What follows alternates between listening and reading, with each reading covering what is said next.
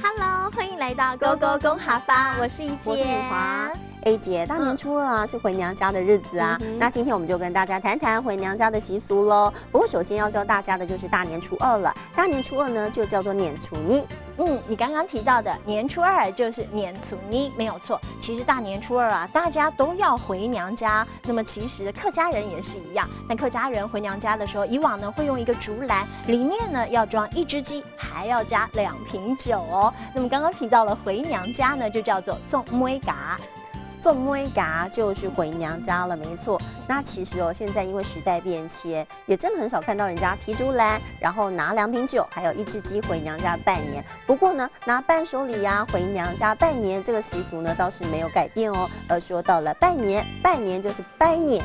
拜年就是拜年的意思，没有错哦。所以今天要教给大家的就是年初二回娘家拜年。这句话应该要说的是年初二做妹嘎拜年，年初二做妹嘎拜年。今天勾勾公哈发呢，就来看看年初二的时候，有什么地方有什么习俗要注意。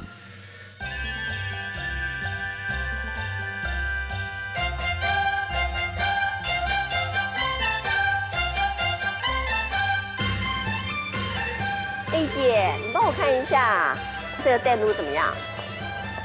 这不错啊，我觉得好丰富哦。这个做妹嘎的时候啊，做电炉还蛮丰富，挺称头的。对呀，因为我想说做妹嘎拜年呐，应该要多买一些电炉回去。可是我比较喜欢这种，感觉起来天然又无负担。真的很不错。不过今年呢，你什么时候要做妹嘎？我跟姐妹讨论了一下，应该是年初二，希望年初二那一天啊，交通不要太乱。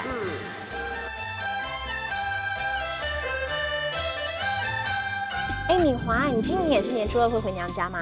对呀，我也是年初二回娘家拜年，而之后呢，再找时间去你家跟你拜年喽。没问题，今天就先帮大家复习一下，年初二就是年初二，年初二就是年初二的意思。